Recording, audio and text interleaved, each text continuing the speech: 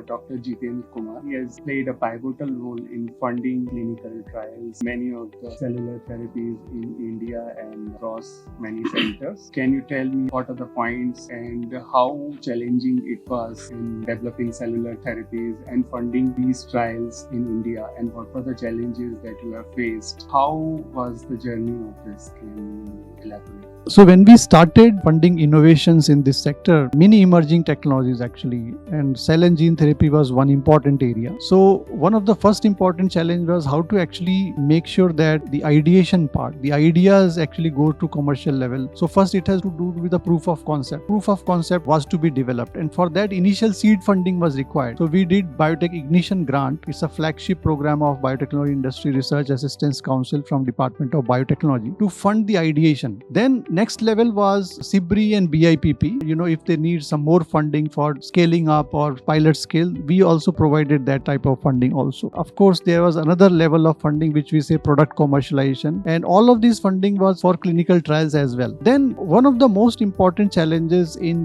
this area is, unless there are facilities where you can do lentiviral production and some mass scale production, the things will not proceed further, because ultimately even if the innovations goes to the market and the price is not compatible or it's not affordable, it will not make any sense for our country. So indigenization was the key. How to make it indigenous? So indigenization means the technologies have to be developed indigenously. We cannot license out from the foreign countries. If we license out, then again cost will be much higher. So indigenize the technologies, produce the raw materials inside our country, produce lentiviral facilities here, do proof of concept, create incubation centers. So apart from funding the innovator himself, we actually tried to create the whole ecosystem, the battery of infrastructure and all the other facilities also to make this happen. And that is still at the initial stage, I would say, and a lot needs to be scaled up in our country. So how do you see next 5 years in India, especially in the field of cellular and gene therapies? And what are the steps that we can take apart from the indigenization of the technology space like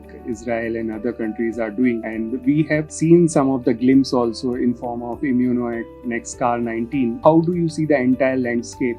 It is also evolving in solid cancers also there. Yeah, I know there is a lot of work needs to be done. What are the steps for making more affordable, especially in Indian scenarios? Still 30-40 lakh is still a higher amount. How you can assist us and entire ecosystem? So the next 5 years are very, very critical for us to scale these technologies at a level where it becomes affordable. Economies of scale is something that is required for this type of technologies to come to the market. Next 5 years, we want more such technologies to be nurtured. That is first step. Second is the existing technologies like ImmunoACT or Immunil technologies, we want to make sure that the cost is further reduced. How the cost can be reduced? As I said, indigenization is done, but apart from indigenization, we want to have the raw materials also produced indigenously, because if we import the raw materials, again the same thing will happen. And China and other countries definitely are something that we have to make sure that our country produces at a very, very competitive rates. That is very important. The next thing that we are trying to do is to create more and more such facilities, production facilities. So production facilities for lentivirus, production facilities for vectors, those things are very important. The other thing that I see in this cell and gene therapy space is the regulatory framework. I know that a lot of things have been done in this area, but BIRAC also has created this regulatory affairs and policy advocacy division, where we try to do stakeholders meeting and get inputs from the stakeholders as to what is that they are facing challenge in the regulatory affairs. And we write policy papers, documents, etc. and supply to our regulators so that they also understand and make sure that the regulatory environment is very, very congenial for the growth of this sector. So apart from fast tracking the process and improving the quality and safety, how do you see our Indian market and our Indian product in as we are leading in biosimilars? We are producing good quality biosimilars, and how do you see the cellular therapies and gene therapies as a commercial product which can be exported to outside also, especially in the lower middle income groups or lower economic countries? This can also help in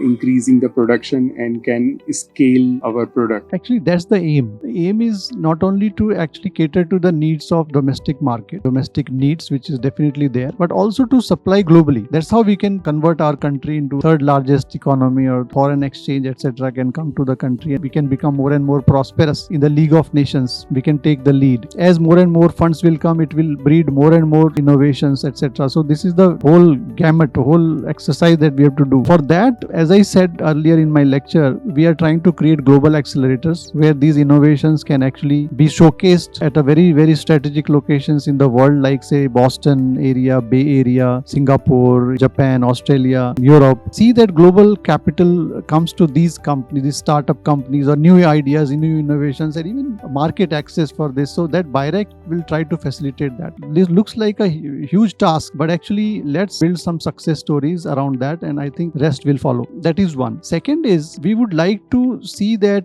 more and more incubation centers come to the country, come to the operation side. Incubation centers are nothing but plug and play facilities where these innovations and ideas can be actually done proof of concept, and many new innovation startups can be nurtured, and seed fund can be actually given to these startups. So we have to scale up all these activities, and of course, as I said, we have to actually go for the scale up facilities where the manufacturing can happen at a much reduced cost. So thank you, sir, for funding the startups from the basic seeding to commercialization, as well as I hope that in coming years we can become a manufacturing hub across in a global scenario. Sure. And thank you, sir. My pleasure. Thank you so much.